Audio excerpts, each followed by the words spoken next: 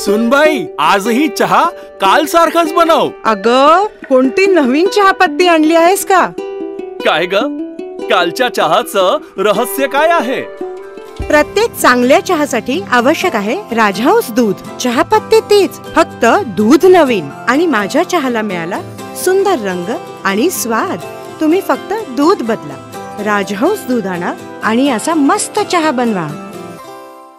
मी शरद मित्र राष्ट्रवादी युवक आणि विद्यार्थी काँग्रेस शरदचंद्र पवार या पक्षाकडनं मी शरद मित्र संवाद मेळावा संगमनेर शहरामध्ये 28 ऑगस्ट रोजी संगमनेर येथील व्यापारी असोसिएशन या हॉलमध्ये संपन्न झाला आहे.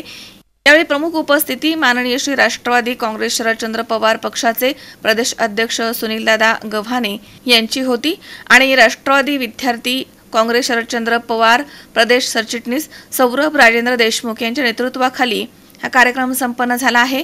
यावेळी राष्ट्रवादी युवक काँग्रेस पक्ष शरदचंद्र पवार आणि राष्ट्रवादी विद्यार्थी काँग्रेस शरदचंद्र पवार या पक्षात संगमनेर तालुक्यातील अनेक पदाधिकाऱ्यांना विविध पद वाटप करण्यात आले आहेत. कार्यक्रमासाठी प्रमुख पाहुणे म्हणून राष्ट्रवादी विद्यार्थी काँग्रेस शरदचंद्र पवार प्रदेश सरचिटणीस सौरभ राजेंद्र देशमुख, राष्ट्रवादी विद्यार्थी काँग्रेस शरदचंद्र पवार जिल्हाध्यक्ष सूरज मोरे, सामाजिक न्याय विभागाचे जिल्हा सरचिटणीस आकाश अहिरे, रयत शिक्षण संस्थेचे जनरल बॉडी सदस्य मनोज कवडे तसेच राष्ट्रवादी काँग्रेस शरदचंद्र पवारचे तालुका अध्यक्ष चंद्रकांत घुले, कार्याध्यक्ष वसंतराव पवार आदी मान्यवर या ठिकाणी उपस्थित होते.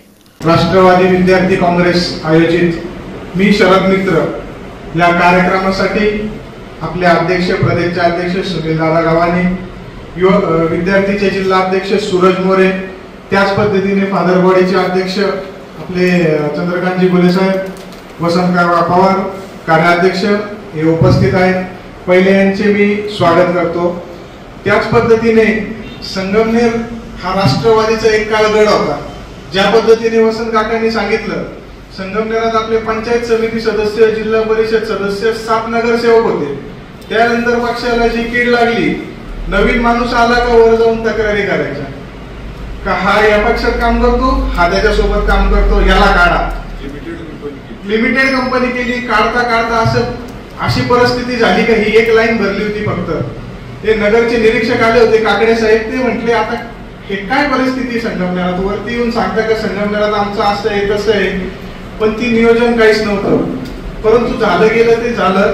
पण ही संधी असती ज्यावेळेस पक्षाचे 2 गट झाले तर ते मित्रमंडळ तिकडे झालं. आज पाहिलं सर्वांनी, जे म्हणायचे का आमच्यामुळे पक्ष आहे, आज सर्वांनी पाहिलं त्यांचा एकच खासदार आहे. तो खासदार पण त्याच्या स्वतःच्या जीवावर निवडून आलेला आहे, पक्षाचं त्याच्यात योगदान नाही.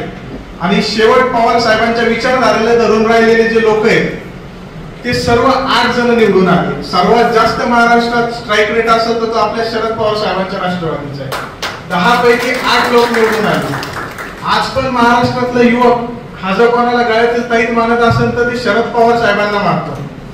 संगमनेरात परत नव्याने उभं राहायचंय, सर्वांना उभारी घ्यायची, सर्वांनी एकत्रित काम करायचे. आता स्टार्टिंगला आपल्याला सुरुवातीला जे कार्यकर्ते ते कमी मिळणार, पण प्रत्येक गावात एक कार्यकर्ता झाला. आपल्याकडे तालुक्यात 171 गाव आहे, पैकी मतदारसंघात 92 गाव आहेत. परंतु आपल्याला मतदारसंघाने तर तालुक्याचा हिशोब करून 171 गावात पूर्णपणे 171 शाखा झाल्याच पाहिजे या दृष्टीने सगळ्यांना कामाला लागायचं.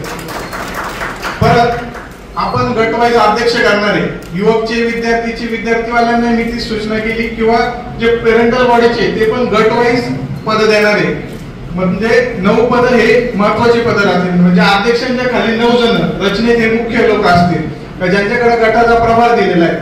गटाच्या प्रभार आल्यानंतर गणाचा प्रभार पुढे सुपूर्द करायचा. म्हणजे प्रत्येक एकूण 18 गण आहेत, तर म्हणजे 9 आणि 18 जण किती झाले, 27 जण हे मुख्य लोक राहतील. पण घर तिथे राष्ट्रवादी, आपण हे पोचलो पाहिजे, गाव तिथं राष्ट्रवादी आणि घर तिथं झेंडा. तर ह्या योजनेत आपण घरापर्यंत पोचलो पाहिजे, लोकांपर्यंत पोहोचलो पाहिजे. पवार साहेबांसारखी शक्ती आपल्या सर्वांसोबत आहे. पवार साहेबांच्या नावावर आज सगळे युवक एकत्र येत आहेत. आता जर याच्या पलीकडे जाऊन पाहिलं तर हे सगळ्यात पहिल्यांदा 2014ला ज्यावेळेस सरकार आलं, मोदी शहाचं सरकार आलं, त्यावेळेस लोकांना जॉब देऊ, नोकऱ्या देऊ, अनेक जुमले दिले. आजपर्यंत बेरोजगारीचा सर्वात मोठा दर हा आज आहे. सगळ्यात जास्त बेरोजगार आज महाराष्ट्रामध्ये आहे. सगळे उद्योग गुजरातला पळवले, यूपीला पळवले. इथलच्या लोकांना काहीच ठेवलं नाही. सगळ्यात जास्त टॅक्स हा आपला महाराष्ट्र भरतो.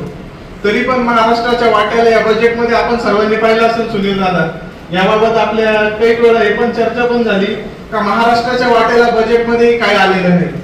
आणि पवार साहेबांवर दरवेळेस आले का पवार साहेबांवर टीका करतात.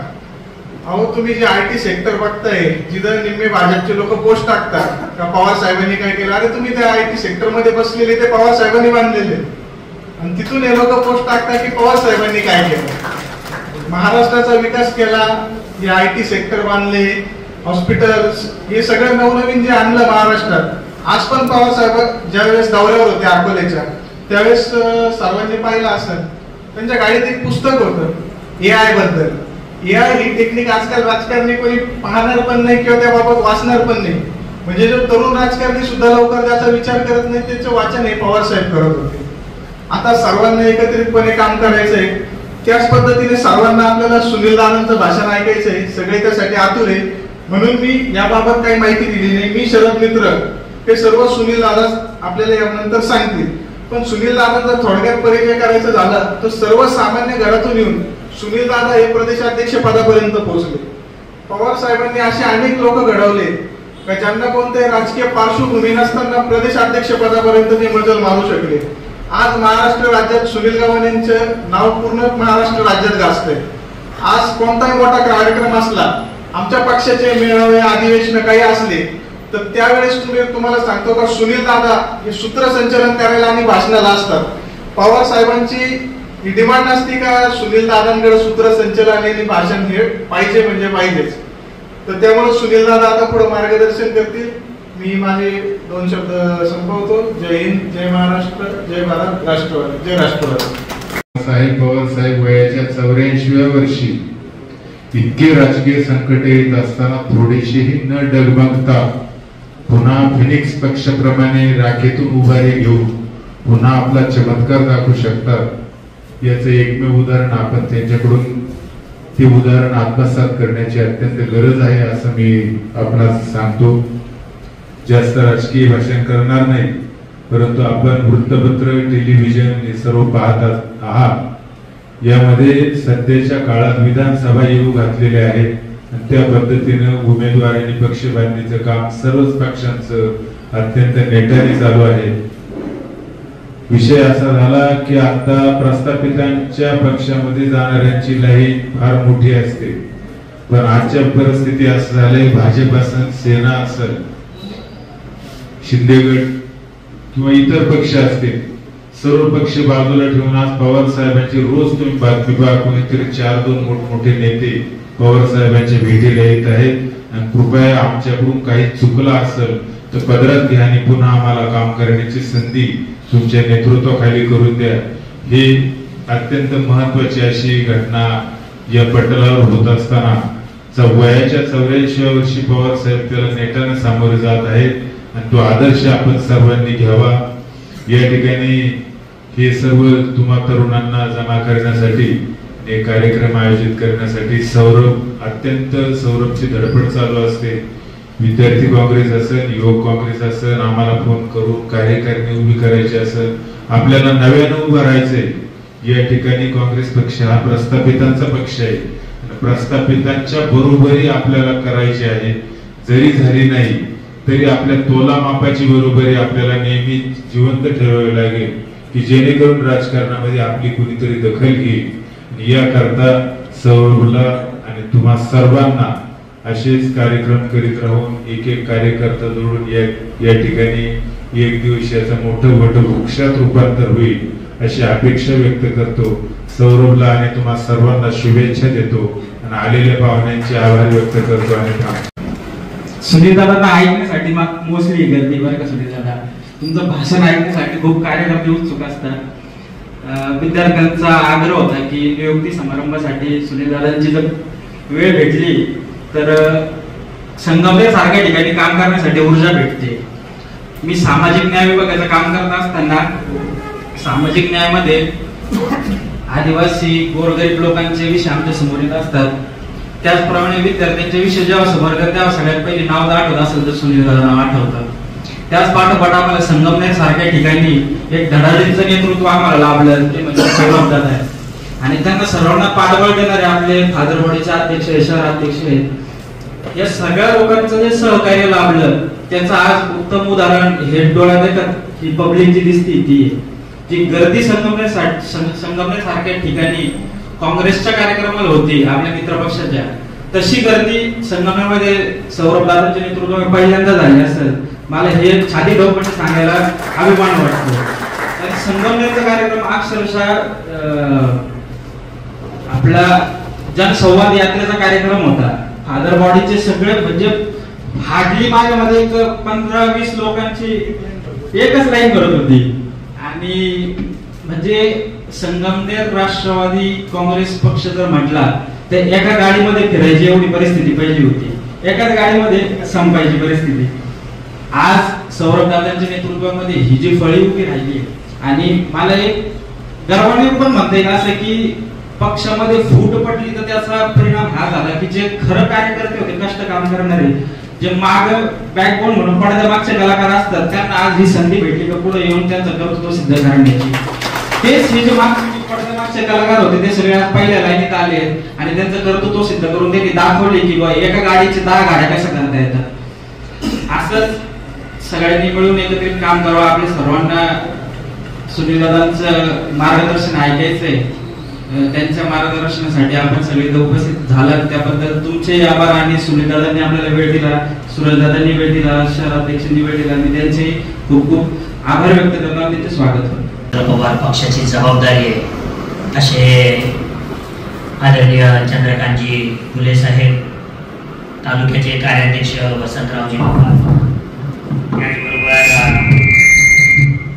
दत्ताजी शिंदे, सामाजिक न्याय विभागाचे ज्यांच्याकडे जबाबदारी असे कवडेजी, त्याचबरोबर आपल्या विद्यार्थी काँग्रेसचे अहिल्यानगरचे जिल्हाध्यक्ष माझे सहकारी मित्र सूरज मोरे, जयद शेख, आणि खरं तर या कार्यक्रमाची जबाबदारी ज्यांनी घेतली आणि संगमनेर तालुक्यामध्ये सातत्याने राष्ट्रवादी काँग्रेस पक्षाच्या आदरणीय पवार साहेबांच्या विचाराचा झेंडा फडकत राहिला पाहिजे याची खबरदारी जे कायम घेतात असे माझे सहकारी मित्र आणि आपल्या राष्ट्रवादी विद्यार्थी काँग्रेसचे प्रदेशचे सेक्रेटरी सौरभ देशमुख, आणि आता ज्यांना काही जबाबदाऱ्या नवीन मिळणारे विशेषतः संगमनेर तालुक्याचे आणि शहराचे रोहन असेल, हर्षल असेल आणि उपस्थित सर्व मित्रांनो, खरं तर सौरभ आणि सौरभच्या सोबत खांद्याला खांदा लावून तुम्ही सर्वजण काम करताय. तुमच्या सगळ्यांचं फुले साहेब मी पहिलं तर हार्दिक असं अभिनंदन करतो. अभिनंदन याच्यासाठी की कशा परिस्थितीमध्ये आपण सर्वजण काम करताय याची माझ्यासारख्या कार्यकर्त्याला जाणीव की प्रचंड प्रतिकूल वातावरण या तालुक्यामध्ये आहे. आणि असं असताना ठीक आहे आपले मित्रपक्ष म्हणून आपण लढतोय, पण एकंदरीत जो पॉलिटिकल पाठिंबा किंवा पॉलिटिकल लक्ष दिलं गेलं पाहिजे तेवढं नसताना देखील आदरणीय पवार साहेबांच्या वरती आपलं प्रचंड प्रेम आहे आणि त्या प्रेमापोटी आपण असाल, वसंतराव असतील, दत्ताजी शिंदे असतील, आपण सर्वजण मिळून सौरभ तुम्ही सर्वजण काम करताय त्याबद्दल खरं तर तुमच्या सर्वांचं खूप खूप अभिनंदन. दुसरी गोष्ट मित्रांनो की आज भरपूरशा जणांना तुमच्यामध्ये जबाबदाऱ्या मिळणार आहेत. मगाशी मी यादी देखील सौरभची पाहिली. तालुक्यातल्या गणनिहाय त्यांनी गट असेल, पंचायत समितीचे गण असतील, या निहाय त्यांनी पदाधिकारी नेमलेले, फार मोठी गोष्ट आहे. सुरुवातीला असं म्हणतात जब गांधीजीने दांडी यात्रा निकाली थी तब भी वो अकेले थे, धीरे धीरे लोग आते गए और कारवा बनता गया. फुले साहेब तुम्ही असाल, तुम्ही सर्व व्यासपीठावरील मान्यवर असताल, तुम्ही जी सुरुवात केलेली आहे ती सुरुवात हळूहळू वाढत जाईल आणि या तालुक्यामध्ये राष्ट्रवादी काँग्रेस पक्षाचा आदरणीय पवार साहेबांचा विचाराच्या राष्ट्रवादी काँग्रेस पक्षाचं एक दैदिप्यमान असं यश या तालुक्यामध्ये उभं राहील अशी माझ्यासारख्या कार्यकर्त्याला खात्री आहे. तुम्हाला मित्रांनो खरं तर आज जबाबदाऱ्या मिळणार युवक काँग्रेस असतील, विद्यार्थी काँग्रेसचे असतील, पण फार मोठी जबाबदारी तुमच्या सगळ्यांवर आहे. आपण पाहतोय 2014 पासून 2024 पर्यंत सातत्याने महाराष्ट्रामध्ये जे राजकारण चाललंय ते कशा पद्धतीने राजकारण चाललंय, सातत्याने महाराष्ट्राचा स्वाभिमान डिवचण्याचं काम दिल्लीच्या हुकुमशहांकडनं होत आहे, महाराष्ट्र ओरबाडण्याचं काम होत आहे, महाराष्ट्राची साधन संपत्ती असेल, महाराष्ट्रातले उद्योगधंदे असतील, या सगळ्या गोष्टी गुजरातला पळून देण्याचं काम चाललंय. मध्यंतरी आपल्या राज्यातले असंख्य प्रकल्प, वेदांता फोक्सकॉन असेल, टाटा एअरबस असेल, त्याच्यानंतर सिंधुदुर्गचा पाणबुडीचा प्रकल्प असेल, परत बल्क ड्रग पार्क असेल, हे सगळे मोठे मोठे उद्योग गुजरातला पळवून त्या दोन्ही हुकुमशहांनी दिल्लीच्या नेले. अगदी काल परवा तुमच्या शेजारीच असलेल्या नाशिक जिल्ह्यामध्ये महिंद्राचा एक प्रकल्प इलेक्ट्रिक गाड्यांचा, ज्याची पूर्ण प्रक्रिया झाली होती, पण पूर्ण प्रक्रिया झालेला उद्योग सुद्धा गुजरातला पळून नेण्याचं काम हे दिल्लीच्या दोन हुकुमशहांनी केलं. आणि मग सातत्याने महाराष्ट्राला डिवचलं जाते, सातत्याने महाराष्ट्राचा स्वाभिमान कुठेतरी डिवचण्याचं काम दिल्लीच्या हुकुमशहांकडनं होते. आणि याला प्रत्युत्तर देण्याचं काम येणाऱ्या काळात मित्रांनो आदरणीय पवार साहेबांच्या सोबत आम्हाला करायचं. म्हणून खरं तर तुमच्या माझ्यासारख्या तरुण कार्यकर्त्यांवर फार महत्वाची जबाबदारी आहे, हे आपण कुठेतरी समजून घेतली पाहिजे. मगाशी मी त्या आंदोलनामध्ये देखील सांगितलं, त्या छत्रपती शिवाजी महाराजांचा पुतळा, दुर्दैवाने तो पुतळा पडला, पण आपण पाहतोय की ज्या छत्रपती शिवाजी महाराजांनी या महाराष्ट्रामध्ये गतप्राण झालेला महाराष्ट्राचा जो नागरिक होता, ज्याच्यामध्ये कुठल्याही प्रकारची बंड करण्याची मानसिकता राहिली नव्हती, अशा गतप्राण झालेल्या समाजामध्ये जीव ओतण्याचं काम, स्वाभिमान निर्माण करण्याचं काम छत्रपती शिवाजी महाराजांनी केले. आणि त्या स्वाभिमानी मावळ्यांना घेऊन या राज्यामध्ये हिंदवी स्वराज्याची स्थापना छत्रपती शिवाजी महाराजांनी केली. पण दुर्दैव आज असं आहे की त्याच महाराष्ट्रामधले सत्तेत बसलेले जे नेते, त्या नेत्यांना आता पाठीचा कणाच राहिला नाही. आणि मग दिल्ली शहरांच्या पुढे जाऊन मुजरे करायचे, आणि मुजरे करणाऱ्या हुजरे लोकांची आज गर्दी राज्याच्या राजकारणामध्ये झालेली आहे. आणि मग त्यांना जे आवडेल, त्यांना जे रुचेल ते कसं आपल्या पदरात पाडून घेता येईल त्या पद्धतीने वागण्याचे काम कुठेतरी आज महाराष्ट्रातले नेते मंडळी किंवा राज्याच्या सत्तेत बसलेले पक्ष करतायत. आणि नरेंद्र मोदींच्या मनात तिथे कोणाचे चालेना अशी आज अवस्था आहे.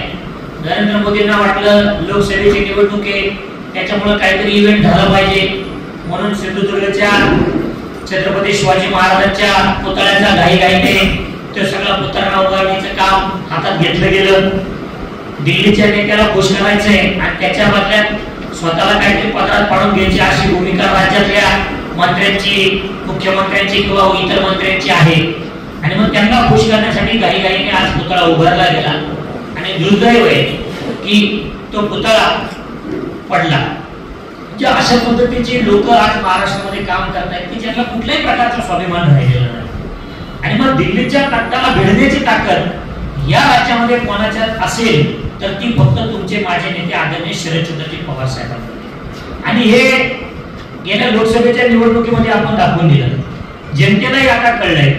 आणि आदरणीय शरदचंद्रजी पवार साहेब असतील, आदरणीय जयंत पाटील साहेब असतील, यांच्या मार्गदर्शनाखाली नुकत्याच झालेल्या लोकसभेच्या निवडणुकीमध्ये दैदिप्यमान यश असं आपल्याला मिळालं. आणि महाराष्ट्रातल्या जनतेने दाखवून दिलं की जो महाराष्ट्राला लढेल त्याला याच मातीमध्ये हा महाराष्ट्र गाडल्याशिवाय राहणार.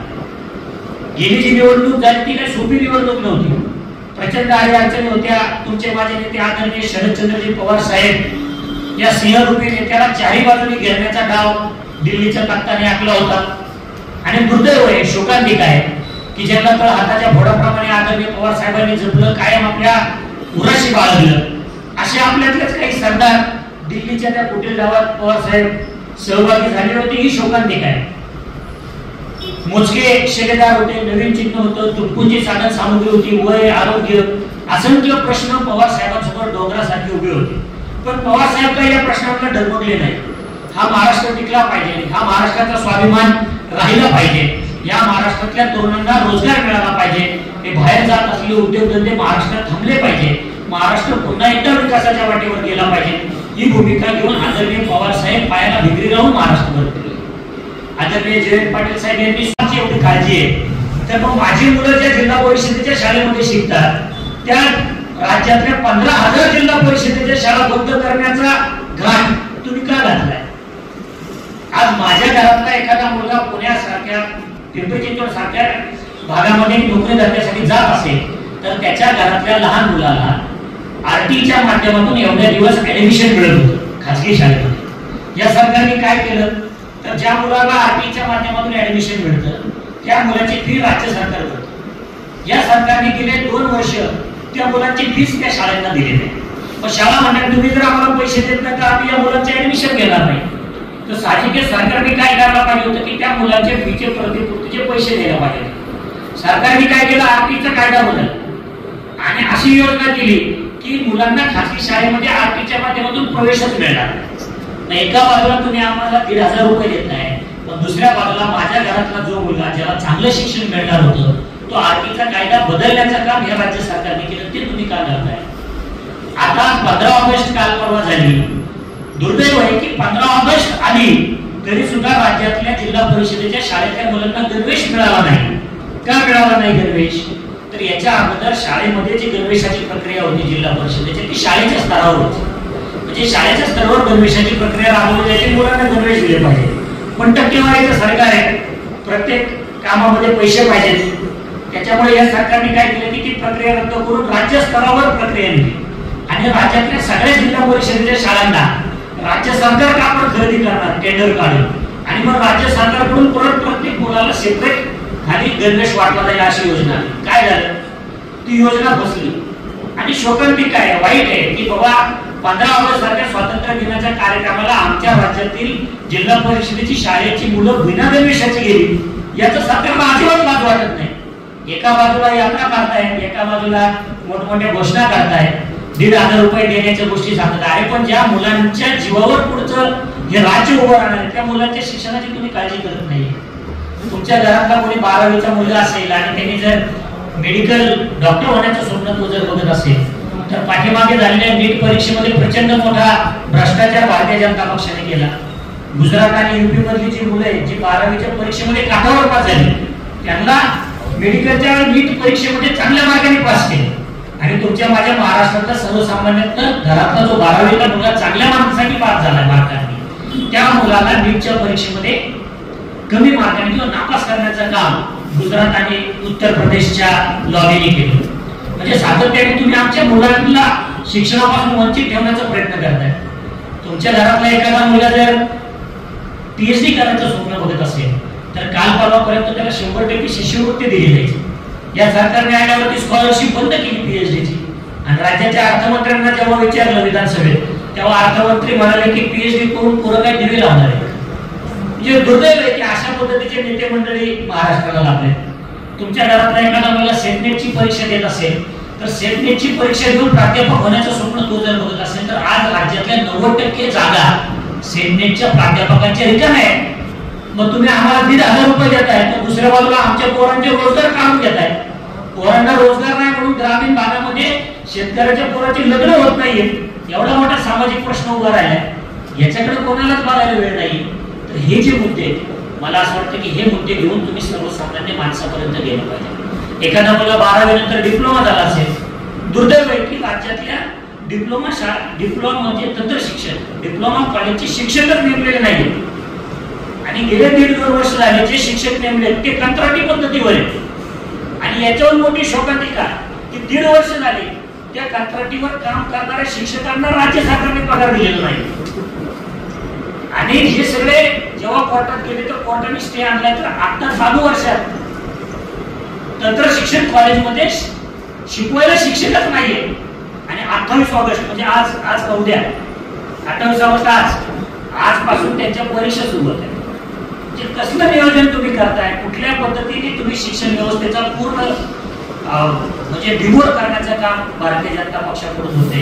या सगळ्या गोष्टी आपण बघितल्या पाहिजे. मगाशी एक बातमी वाचली, अंगणवाडीसाठी ठेवलेला निधी जो आहे तो निधी वळवण्याचं काम आता राज्य सरकारने केलं. जे टेंडर काढायचे एलईडी दिवे आणि बाकीच्या गोष्टी. एका बाजूला अंगणवाडी सेविका असतील, आशा सेविका असतील, यांना 4 महिन्याचे पगार तुम्ही दिलेले नाही. तुम्ही दुसऱ्या बाजूला महिलांना 1,500 रुपये खात्यात टाकताय. म्हणजे 1,500 रुपयाच्या बदल्यात तुम्ही आमच्या भविष्याचं किती मोठं नुकसान करताय. हे मला असं वाटतं विद्यार्थी काँग्रेस म्हणून आपण सर्वसामान्य माणसापर्यंत पोहोचवलं पाहिजे. विद्यार्थी संघटना म्हणून आपण काम करतोय म्हणून मी जाणीवपूर्वक विद्यार्थ्यांच्या प्रश्नांवर बोलतो. प्रश्न बोलण्यासारखे असंख्य आहेत. रोजगाराचे, शेतीचे, शेतीच्या हमी भावाचे, महिला सुरक्षेचे, महिला सक्षमीकरणाचे, हे प्रश्न त्या विंग्स घेतीलच. विद्यार्थी काँग्रेस म्हणून आपण हे जे विद्यार्थ्यांचे प्रश्न आहेत, हे सगळे विद्यार्थ्यांचे प्रश्न त्या लाडक्या बहिणीला, त्या लाडक्या भाऊला सांगितले पाहिजे. एखादी शेजारच्या घरातली बाई किंवा शेजारच्या घरातला एखादा मुलगा आला आणि म्हणला की मला 1,500 रुपये मिळाले, तर त्यांना तुम्ही सांगा की ताई तुला 1,500 रुपये मिळाले, पण तुझा पोराच्या शाळेमध्ये शिकायला जातो ती शाळा राज्य सरकार बंद करणार आहे हे तुला माहिती. तुझा मुलगा जिल्हा परिषदेच्या शाळेत शिकतोय त्या मुलाला अजून तू वह्या पुस्तकं यांना देता आली नाही ना, यांना दरवेळेस देता आलाय हे तुला माहितीये. ही कुठंतरी मला असं वाटतंय सर्वसामान्य माणसाच्या पर्यंत पोहोचवण्याचं काम येणाऱ्या काळामध्ये आपल्याला करायचंय. आज प्रचंड आनागोंदी भारतीय जनता पक्षाने माजवलेली आहे आणि त्यांना कुठल्याही प्रकारचं नियोजन करता आलं नाही. शिक्षणाची हेळसांड झालेली, त्याच्यामुळं उद्योगधंदे बाहेर जात आहेत. उद्योगधंदे बाहेर गेल्यामुळे बेरोजगारी वाढते आणि या बेरोजगारीवर तरुण मुलांचं लक्ष जाऊ नये त्याच्यामुळे त्यांना जाणीवपूर्वक व्यसनाधीन केलं जाते.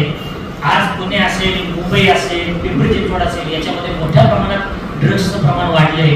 हे ड्रग्स कुठून येतं, गुजरातहून कशा पद्धतीने, किती वेळा बातम्या आल्या, पण ज्या बातम्या आल्या त्याच्यानंतर कारवाई काय झाली हे कुठंच येत नाही.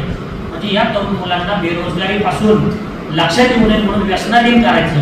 व्यसनाधीन झाल्यानंतर यांचं गुन्हेगारीकरण करायचं आणि त्या गुन्हेगारांना राजकीय आश्रय देऊन गुन्हेगारांचं राजकीयकरण करायचं, परत सत्ता मिळवायची. अशा प्रकारचं विचित्र राजकारण भारतीय जनता पक्षाच्या माध्यमातून आज महाराष्ट्रामध्ये केलं जाते. तुमचा माझा महाराष्ट्राचा स्वाभिमान टिकवायचा असेल तर शेवटी तुम्हाला मला आदरणीय पवार साहेबांच्या खांद्याला खांदा लावून या राज्यामध्ये काम करावं लागेल. म्हणून मी शरद मित्र, कारण पवार साहेबांचे मित्र होऊन आपल्याला या राज्यामध्ये काम करण्याची आपण भूमिका घेतली पाहिजे.